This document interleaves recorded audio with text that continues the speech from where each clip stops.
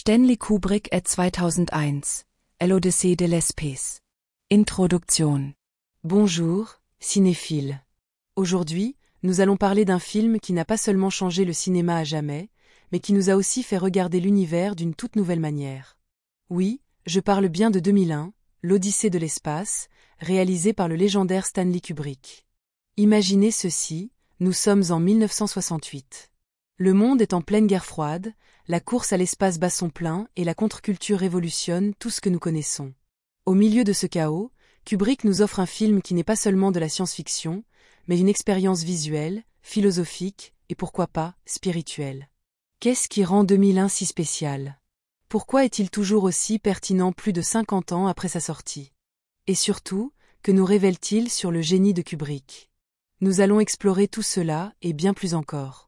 Alors, installez-vous confortablement, montez le son et préparez-vous pour un voyage au-delà de l'infini. Le style de Kubrick, la perfection dans chaque image. Stanley Kubrick n'était pas un réalisateur comme les autres. C'était un perfectionniste obsessionnel, un artiste visuel qui traitait chaque plan comme un tableau. Dans 2001, cela se ressent dès la première seconde. Vous vous souvenez de cette scène où la station spatiale tourne au rythme du beau Danube bleu? Hypnotique, n'est-ce pas? Kubrick ne se pressait jamais. Il nous laissait absorber chaque détail, chaque mouvement, comme s'il nous disait « Prends ton temps, ceci est important ». Mais ce n'est pas tout. Kubrick jouait avec la symétrie, les lignes droites, les perspectives profondes. Chaque plan est une œuvre d'art. Des vaisseaux spatiaux aux paysages lunaires, tout semble sorti d'un rêve. Ce qui est encore plus fascinant, c'est la manière dont Kubrick utilisait la musique. Qui aurait imaginé qu'un valse classique comme le beau Danube bleu pourrait accompagner une séquence spatiale? Kubrick l'a fait, et le résultat est tout simplement magique. Le contexte, un monde en mutation. Pour comprendre 2001, il faut regarder le monde dans lequel il a été créé. Les années 60 étaient une époque de bouleversements radicaux. La guerre froide, la course à l'espace, la révolution culturelle, tout était en ébullition. Kubrick, avec l'écrivain Arthur C. Clarke, a pris ses idées et les a poussées à l'extrême. Qu'est-ce que l'évolution humaine? Jusqu'où la technologie peut-elle nous mener?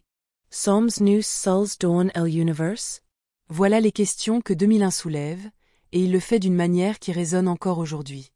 L'histoire, un voyage en 4 actes. Passons rapidement en revue l'intrigue, car 2001 n'est pas un film conventionnel. Il est divisé en 4 parties. L'aube de l'humanité. Un groupe d'hominidés découvre l'utilisation des outils grâce à un mystérieux monolithe. Le message. L'évolution commence avec une impulsion extérieure. La mission sur la Lune. Les humains découvrent un autre monolithe sur la Lune, qui envoie un signal vers Jupiter. C'est ici que l'on commence à voir l'obsession de Kubrick pour la technologie et le mystère. La mission vers Jupiter. C'est à ce moment-là qu'entre en scène HAL 9000, l'intelligence artificielle qui se rebelle contre les humains. Qui ne se souvient pas de cette phrase « Je suis désolé, Dave, j'ai bien peur de ne pas pouvoir faire cela ». Au-delà de l'infini, l'astronaute Dave Bowman arrive sur Jupiter, où il trouve un autre monolithe qui le transporte dans un espace intemporel. La fin est énigmatique, surréaliste et ouverte à l'interprétation. Que signifie l'enfant des étoiles? Kubrick ne l'a jamais expliqué, et c'est là toute sa génialité. Pourquoi 2001 est le chef-d'œuvre de Kubrick? Si je devais choisir un film qui représente tout ce qui fait la grandeur de Kubrick, ce serait 2001. On y voit son perfectionnisme technique, son amour pour la science, sa capacité à raconter une histoire sans mots et son audace à laisser des questions sans réponse. Kubrick n'a pas seulement fait un film, il a créé une expérience. Une expérience qui vous fait réfléchir, rêver et remettre en question tout ce que vous pensez savoir sur l'humanité et l'univers.